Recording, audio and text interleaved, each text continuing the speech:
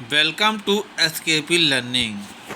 तो dear student, the end of bipolarity, दो ध्रुवीयता का अंत। इस चैप्टर में मैं उन सभी बिंदुओं को बताऊंगा जो आपकी एग्ज़ाम में आने की बहुत ज़्यादा संभावनाएं हैं। तो चलिए वीडियो शुरू करते हैं। वीडियो शुरू करने से पहले यदि आप चैनल पर नए हो तो वीडियो को लाइक करके चैनल को सब्सक्राइब करना ना भूलें। तो चलिए शुरू करते हैं।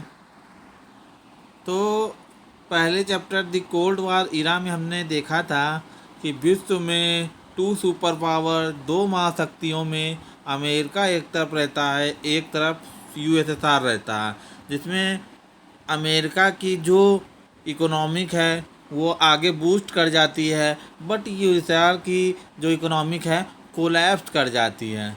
उसके बाद वर्ल्ड में एक ही सुपर पावर बचेगा जिसका नाम होगा यूएसए यानी यूनाइटेड स्टेट ऑफ अमेरिका। और उसकी जो आइडियोलॉजी है वो आइडियोलॉजी बेस है कैपिटलिस्ट, लिबरल कैपिटलिस्ट पर। एंड पूरे वर्ल्ड में उसकी ये आइडियोलॉजी स्प्रेड कर जाती है। और इसके अगेंस्ट में जो यूएसएसआर की आइडियोलॉजी है वो क्या हो जाती है, उसको क्या किया जाता है, एकदम से ख़त्म हो जाती है, वो एकदम से सिकुड़ जाती है। तो चलिए आज हम लोग दो ध्रुवीयता का अंत, द एंड ऑफ बिपोलरिटी के बारे में पढ़ेंगे। और इसमें परिचय पहले हम बात करेंगे। चलिए एक बार परिचय पढ़ लेते हैं। ओवरव्यू में आके देखिएगा। ओवरव्यू में देखिएगा, the Berlin war which had been built at the height of the Cold War and was its greatest symbol, was dropped by the people in 1989. This dramatic event was followed by an equally dramatic and historical chain of events that lead to the collapse of the Second World and the end of Cold War. Germany, divided after the Second World War, was unified one after another. The eight East European countries, they were part of Soviet bloc, replaced their देखिए dear student, their communist government in response to mass demonstration. The Soviet Union stood as the Cold War began to end, not by the military means but as a result of mass action by ordinary men and women. Eventually, the Soviet Union itself disintegrated. In this chapter, we discuss the meaning, the causes, and the consequences of the disintegration of the Second World. We also discuss what happened to the part of the world after collapse of communist regime and how India related to these country now.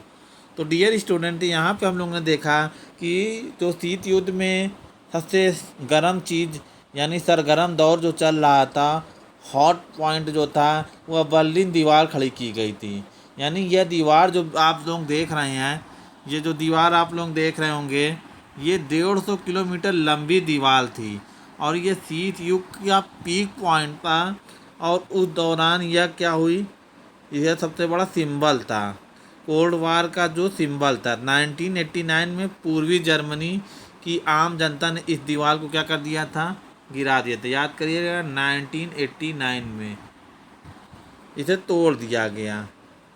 और इस dramatical incident यानी नाटकीय घटना के बाद और भी dramatical and historical incident सामने आया। इसकी परिणति दुनिया के दूसरी दुनिया यानी हम यूएसएसआर की बात कर रहे हैं, उसके कोलैप्स या डिस्टिंगेशन के या दूसरी दुनिया के पतन और शीत युद्ध की समाप्ति होती है। दूसरे विश्व युद्ध के बाद विभाजित हो चुके जर्मनी का अब क्या हो जाएगा, यूनिफिकेशन यानी एकीकरण हो जाएगा।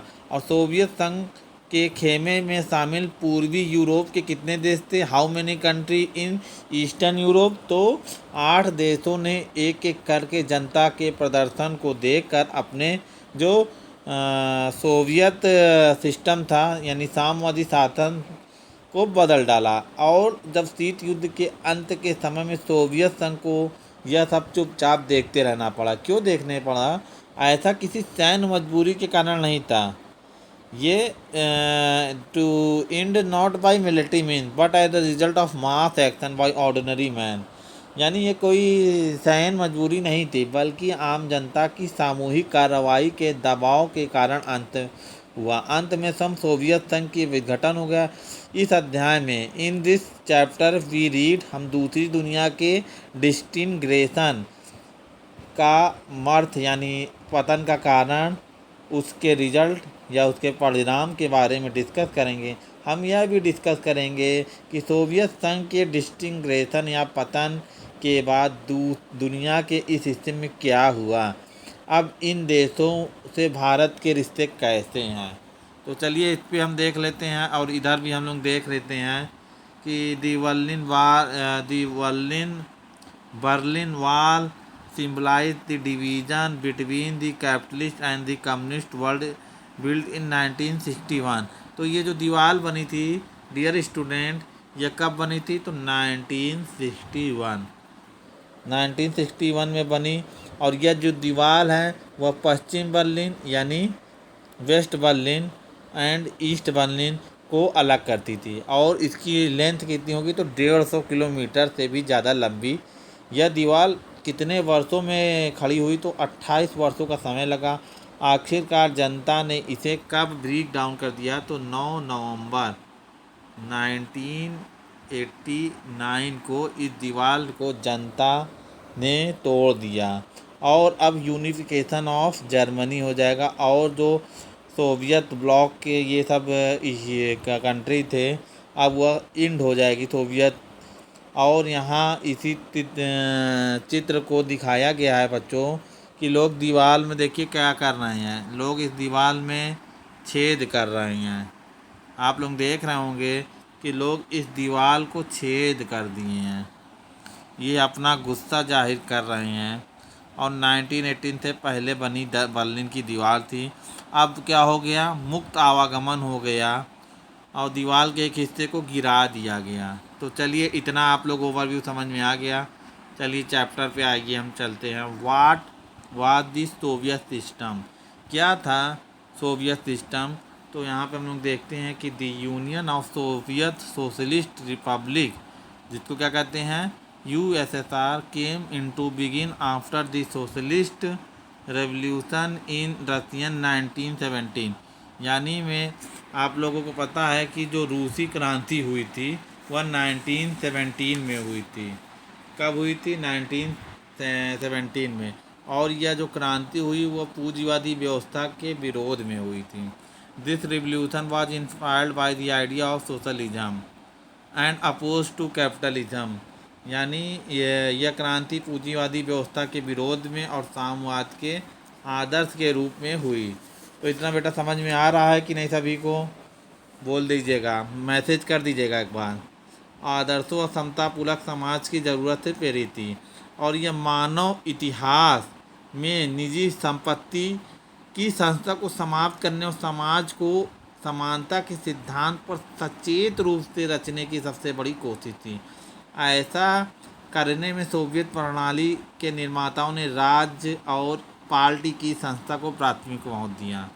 यहाँ कहने का मतलब है this was perhaps the biggest attempt in human history to abolish the institution of private property and consequently design a society based on principle of equality. यानी यह जो क्रांति आई वह समानता के सिद्धांत पर, यानी समाज में सभी व्यक्तियों को समानता के अधिकार दिलाना और गरीब अमीर की खाइयों को बांटना, और समाज में जितनी भी प्रॉपर्टी या संपत्ति हैं वह सभी पर सरकार का हस्तक्षेप रहेगा। यानी पब्लिक की संपत्ति नहीं होगी।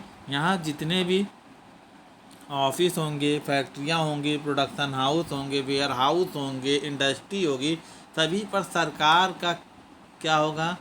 सभी पर सरकार का कंट्रोल होगा। तो ये होती सोवियत सिस्टम। आगे हम लोग देखेंगे the Soviet political system centred around the Communist party and no other political party or opposition was allowed. This economics was planned and controlled by the state.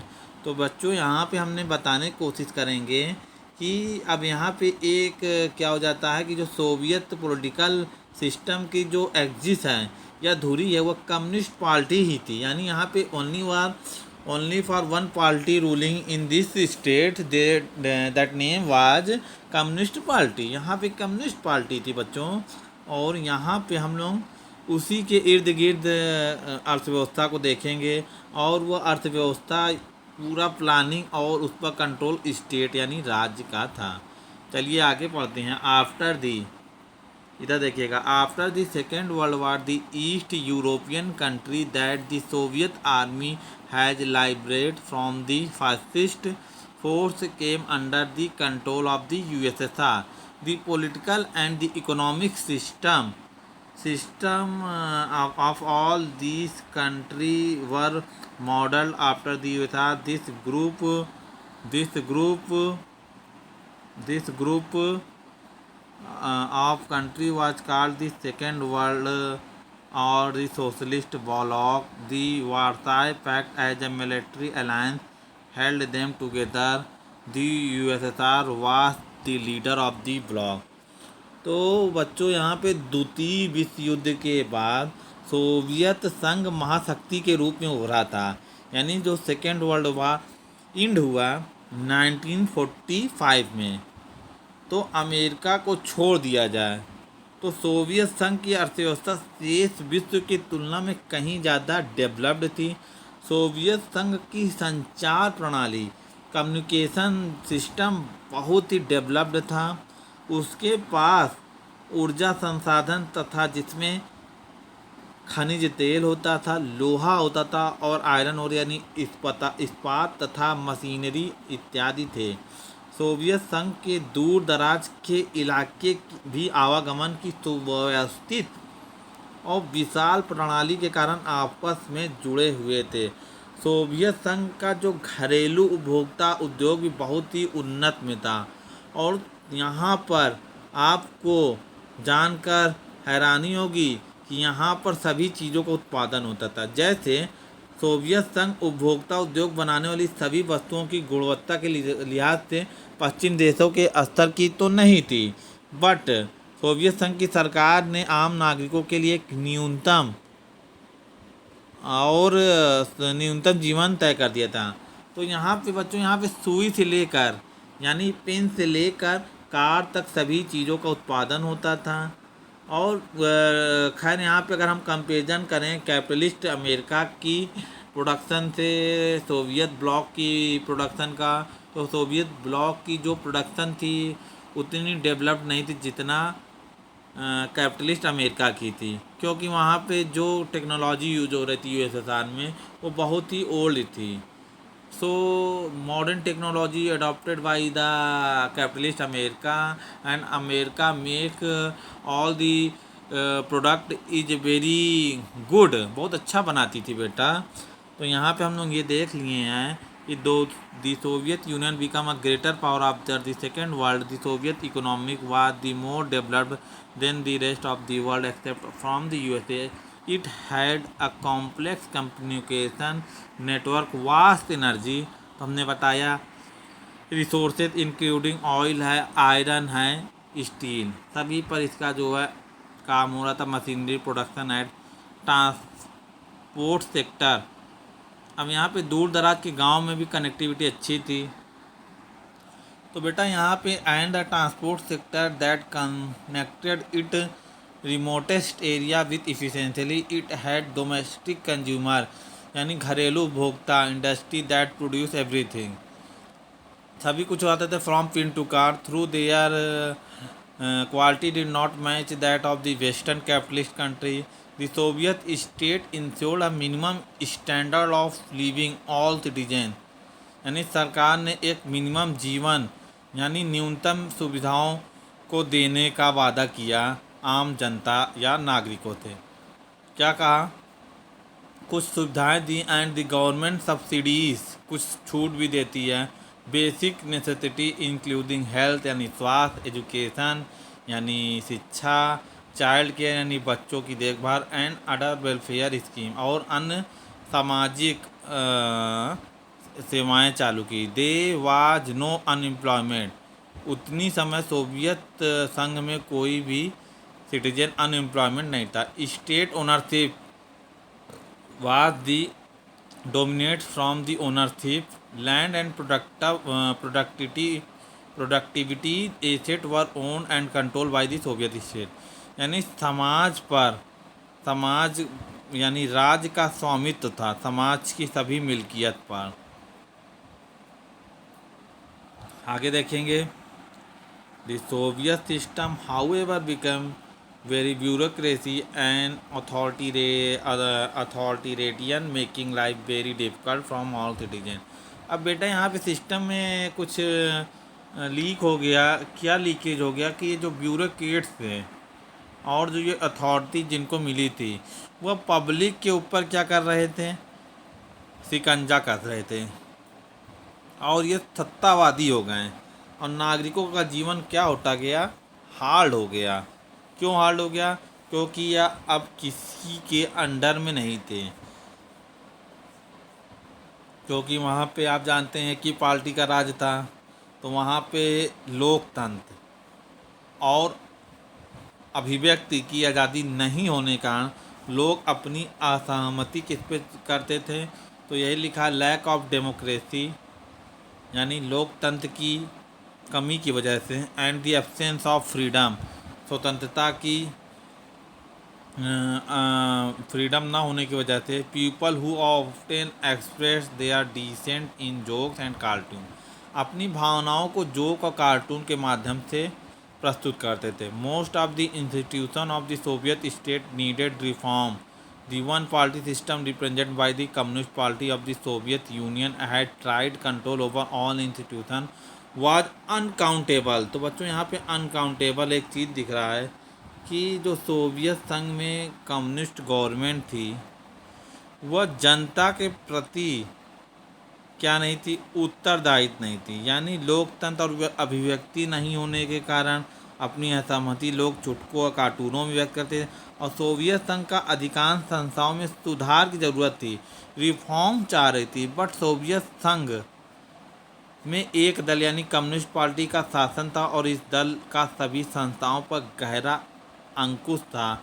यह जनता दल के प्रति जवाबदेह नहीं थी और जनता ने अपनी संस्कृति बाकी मामलों की साथ सज्जा अपने आप के लिए 15 गणराज्यों को आपस से मिलकर सोवियत संघ बना, लेकिन पार्टी ने जनता की इस इच्छा को पहचानने से इनकार कर दिया गया। हालांकि सोवियत संघ के नक्शे में रूस संघ के 15 गणराज्यों में से एक था, लेकिन वास्तव में रूस का हर मामले में प्रभुत्व और अन्य क्षेत्रों का जनता अक्सर अपेक्षित और दमित महसूस कर रही थी।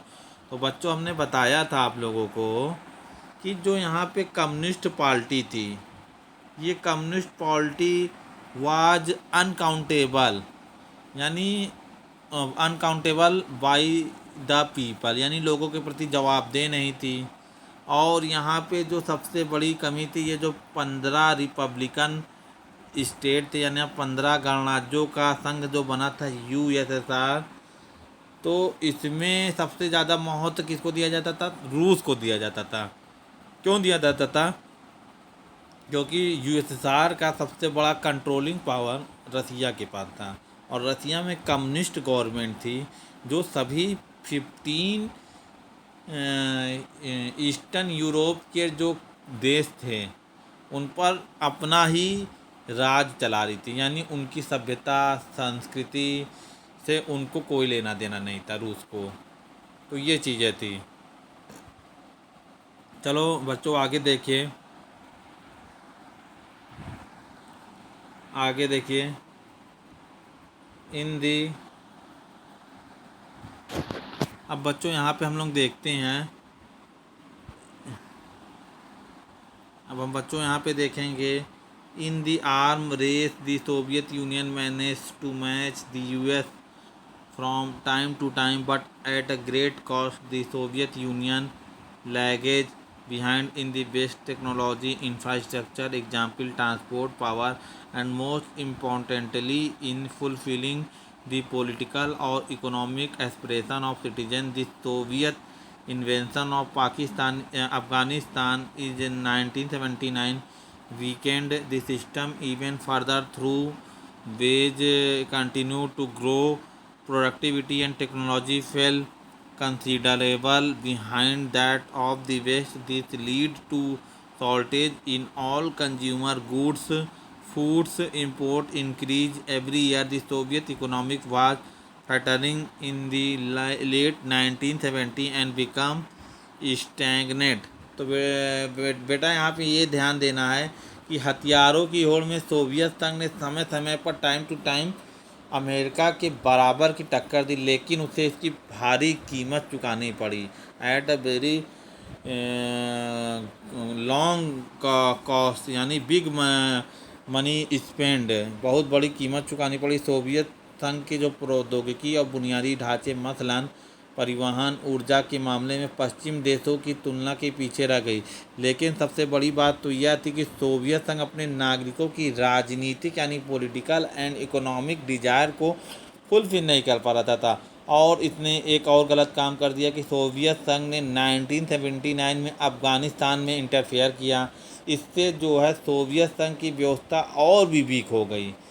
हालांकि सोवियत संघ में लोगों का पारिश्रमिक लगातार बढ़ रहा था, यानी वहाँ की जो वेजेस थी वो बढ़ रही थी, बट प्रोडक्टिविटी यानी उत्पादकता और टेक्नोलॉजी के मामले में वो पश्चिम देशों के बहुत पीछे छूट गया। इस तरह वह उपभोक्ता वस्तु की कमी हो गई और यह खाद्यान्न का आयात साल दर साल बढ़ता गया। और एक समय आया 1917 का, और उस दशक के अंतिम वर्षों में यह व्यवस्था लड़खड़ा गई और अंततः ठहर सी गई। तो ये था कि एक तो इसने युद्धों में इतना ज़्यादा पैसा व्यर्थ कर दिया, प्रोडक्टिविटी को, टेक्नोलॉजी को रिफॉर्म नहीं कर पाया, क्योंकि एक ही पार्टी थी कम्युनिस्ट पार्टी, वो रिफॉर्म नहीं चाह रही थी। टेक्नोलॉजी के मामले में वो पिछड़ रही थी, प्रोडक्टिविटी के मामले में पिछड़ रही थी। और इतनी बड़ी जनसंख्या को खिलाने के लिए, प्रोडक्शन के लिए ब्यूरोक्रेट जो है ज़बरदस्ती किसानों को परेशान कर रहे थे कि ज़्यादा अन्न उपजाइए, ऐसा करिए वैसा करिए, जिससे कि लोग के अंदर हताशा आ गई। और वहाँ के नागरिकों के अंदर अब समझ में आ गया कि ये जो कम्युनिस्ट पार्टी है यह क्या कर रही है, हमारे देश को गर्त में डाल रही है। तो ये था बच्चों। आगे कुछ गोवर्चों आएंगे जो कम्युनिस्ट पार्टी के रिफॉर्मर लीडर हैं, कुछ सुधार करेंगे, वेस्टर्न आइडियोलॉजी को अडॉप्ट करेंगे, बट वह भी सक्सेसफुल नहीं हो पाते, क्योंकि गवर्नमेंट का जो रिफॉर्म है वह धीरे धीरे होगा। बट पब्लिक ज़्यादा एक्साइटेड हो गई और वह सोच रही थी कि यह जो सुधार है बहुत ही स्लो चल रहा है।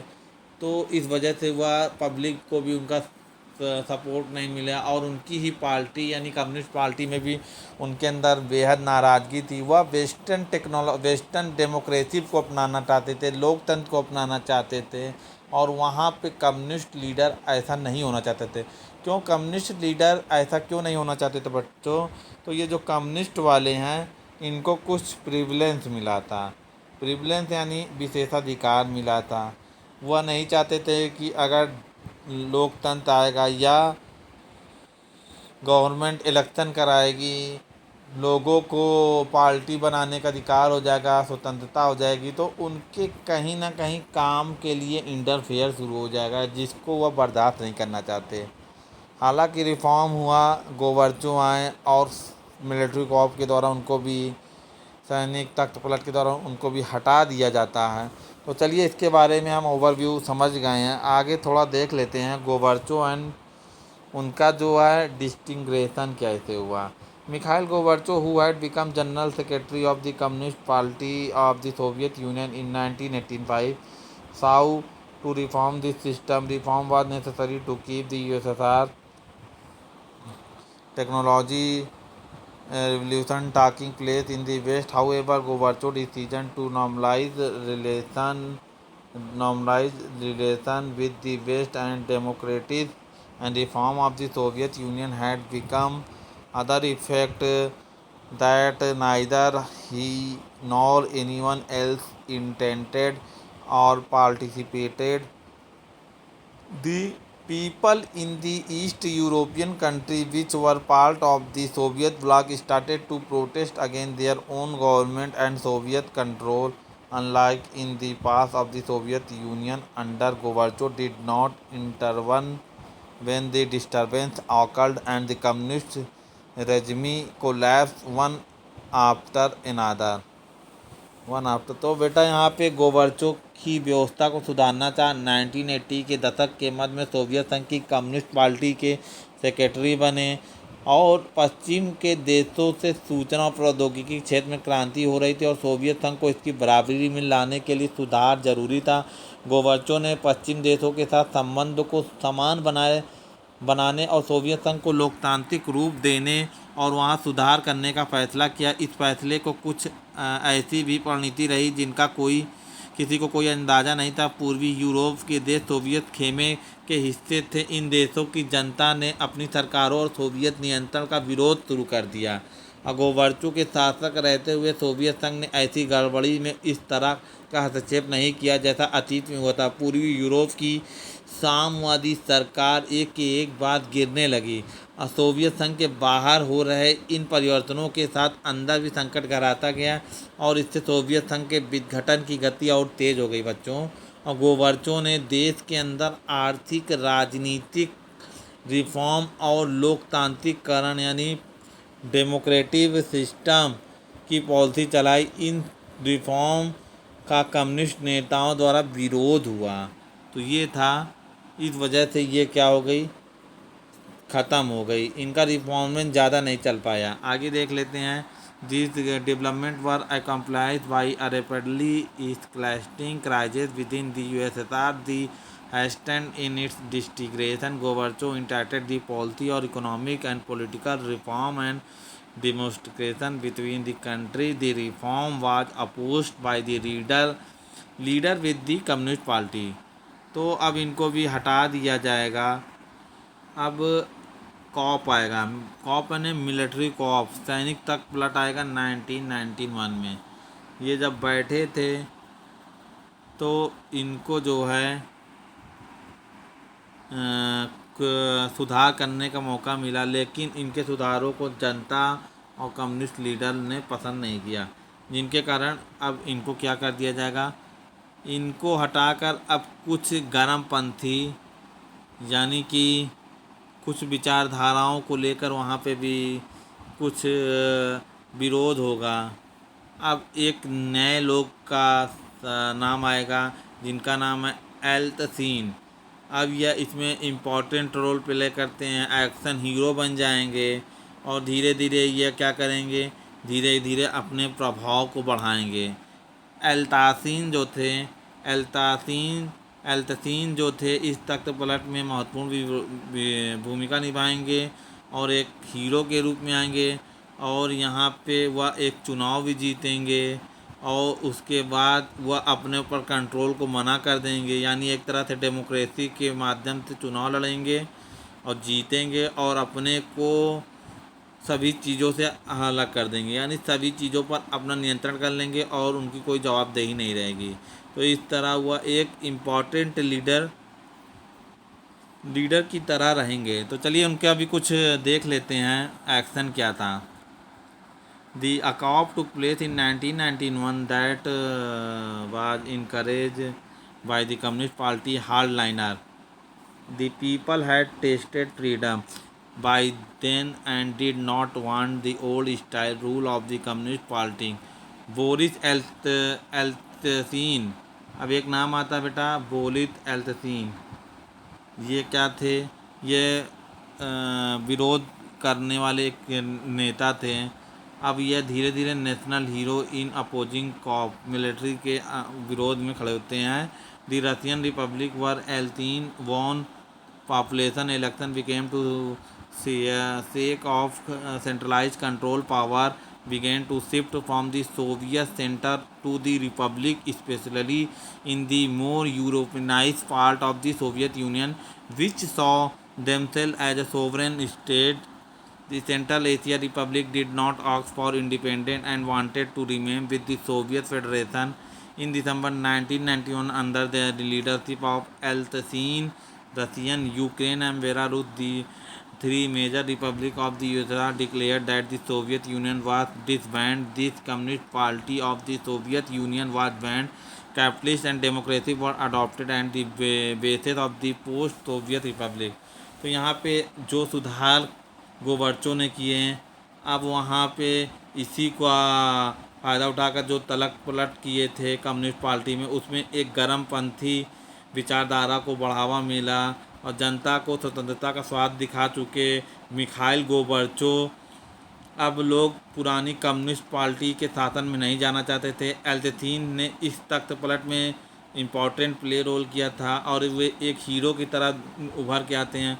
और रूसी गणराज्य ने जहां बोरिस एल्त्सीन ने आम चुनाव जीता, केंद्रीकृत नियंत्रण को मानने से इनकार कर दिया, सत्ता मास्को से गणराज्य की तरफ खिसकने लगी।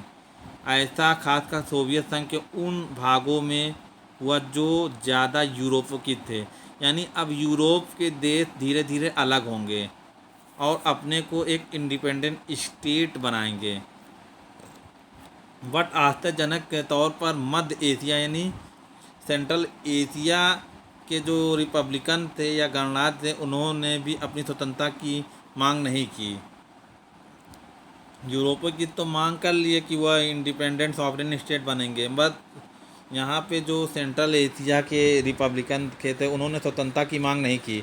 वे सोवियत संघ के ही साथ रहना चाहते थे। यानी मिडिल ईस्ट या सेंट्रल एशिया के जो मुस्लिम कंट्री थे वह नहीं चाहते थे, क्योंकि 1991 में दिसंबर में एल्त्सीन के नेतृत्व में सोवियत संघ के तीन बड़े गणराज्य रूस, यूक्रेन और बेलारूस ने सोवियत संघ की समाप्ति की घोषणा कर दी। अब ये तीन बड़े गणराज्य थे, याद कर लीजिएगा, रसिया और बेलारूस बेलारूस थे और यूक्रेन। ये दोनों ने अनाउंस कर दिया कि अब सोवियत संघ नहीं रहेगा। हालांकि मिडिल ईस्ट या सेंट्रल एशिया के लोग चाह रहे स्वतंत्रता की मांग नहीं की, यानी वो चाह रहे थे कि हम यूएसएसआर के खेमे में रहेंगे। बट जो यूरोपीय राज्य थे वह जो है इंडिपेंडेंट स्टेट अनाउंस कर दिए। अब क्या हो गया, सोवियत संघ का समाप्ति हो गई और कम्युनिस्ट पार्टी क्या हो गई, बैंड हो गई। तो चलिए आगे हम लोग देखते हैं। Communist party of the Soviet union was banned, capitalist and democracy were adopted as the basis of the post Soviet republic. तो बच्चों यहाँ तक हम लोगों ने समझा। अब आगे भी हम लोग समझेंगे क्या कहा कि पूंजीवाद और लोकतंत्र को अपना आधार बनाया और कम्युनिस्ट पार्टी बैन हो गई। लोगों ने स्वतंत्रता का आनंद लिया। बोरिस एल्त्सीन ने हीरो के रूप में इम्पोर्टेंट प्ले रोल किया और हीरो की तरह अपने को सामने ला के और कंट्रोलाइज अपने को नहीं किया। और रूस के जो बड़े बड़े देश थे यानी सोवियत संघ के रूस, यूक्रेन और बेलारूस, इन्होंने घोषणा कर दी कि अब हम जो है सोवियत संघ के खेमे में नहीं रहेंगे। और मिडिल ईस्ट या सेंट्रल एशिया, मध्य एशिया के लोग तो चाह रहे थे कि हम इन्हीं में मर्ज रहें। तो बच्चों यहाँ पे तक अगर समझ में आ रहा है तो आप लोग ज़रूर मैसेज करिए।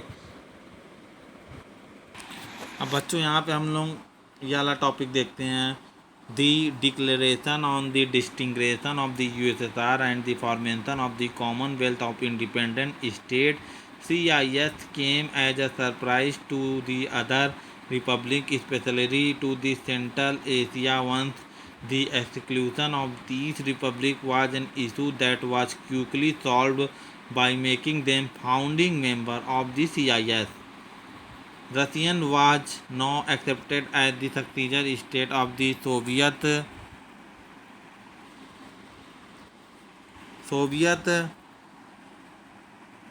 Union, it inherited the Soviet seat, the UN Security Council. Russia accepted all international treaties and commitment of the Soviet Union. It took over as the only nuclear state of the post-Soviet space and carried and out some nuclear disarmament measure with the US. The old Soviet Union was the dead and buried. तो बच्चों यहाँ पे हम लोग देखेंगे कि USSR का जब डिस्टिंग्रेशन या विघटन होगा और स्वतंत्र राष्ट्र के राष्ट्रकुल यानी CIS Commonwealth on independent state का गठन होगा और इसमें गणराज्य खासकर जो रिपब्लिकन हम लोग बोलते हैं, खासकर जो मिडिल ईस्ट या सेंट्रल एशिया गणराज्यों में बहुत आश्चर्यचकित करने वाला था। ये जो रिपब्लिकन या गणराज्य अभी स्वतंत्र राज्यों के राष्ट्रकुल से बाहर थे, इस मुद्दे को तुरंत हल कर लिया गया। यानी इस जो कॉमन CIS था का संस्थापक सदस्य बनाया गया। किसे? इन्हें राष्ट्रकुल का संस्थापक सदस्य बनाया गया, मध्य एशियाई देशों को। और रूस को सोवियत संघ का क्या बनाया गया? उत्तराधिकारी यानी founding member, successor of the state यानी यूएसएसआर में अब रसिया ही क्या होगा? उत्तराधिकार होगा। रूस को इसी कारण से सिक्योरिटी काउंसिल में सोवियत संघ की सीट मिली। सोवियत संघ ने इंटरनेशनल एग्रीमेंट और ट्रीटी की, उन सब को निभाने का जिम्मा अब रूस का हो गया।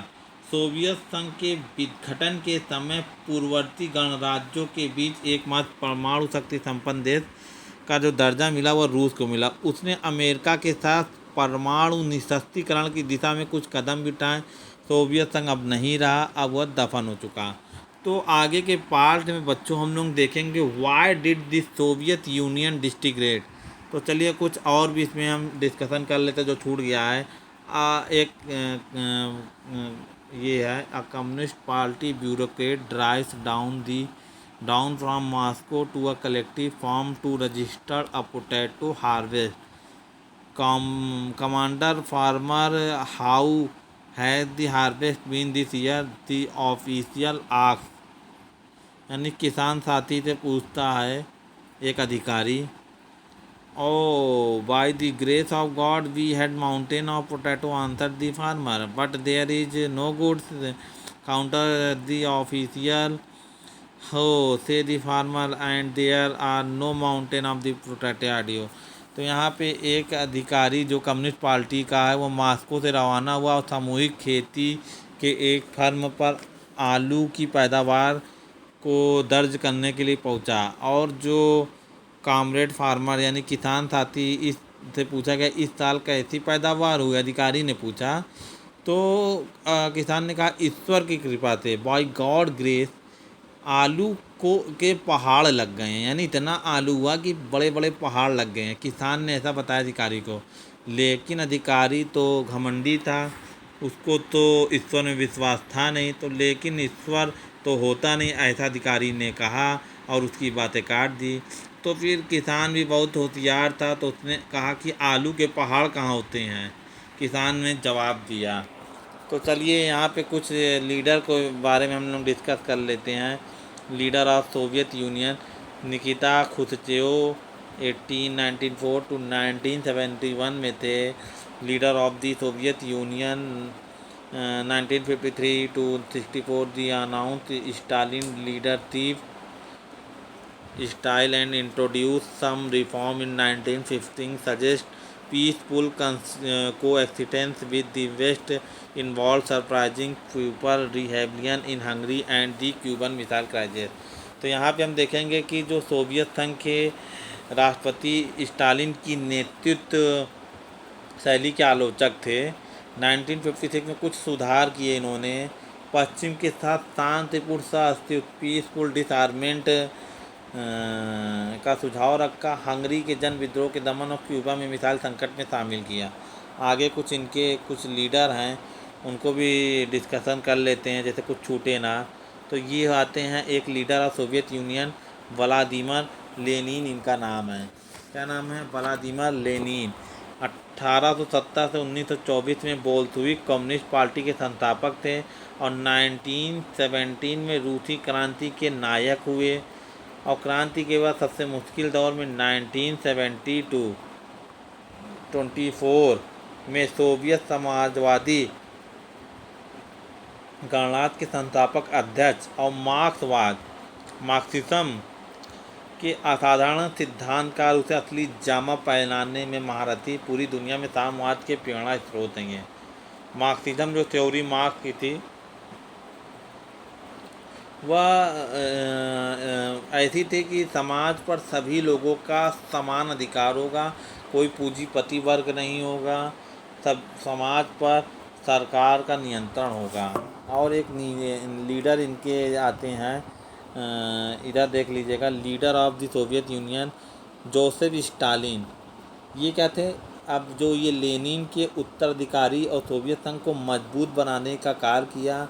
और 1924 टू 1943 के लीडरशिप में इन्होंने इंडस्ट्रियलाइजेशन में बहुत ज़्यादा स्प्रेड किया, खेती का बलपूर्वक सामूहिकरण किया।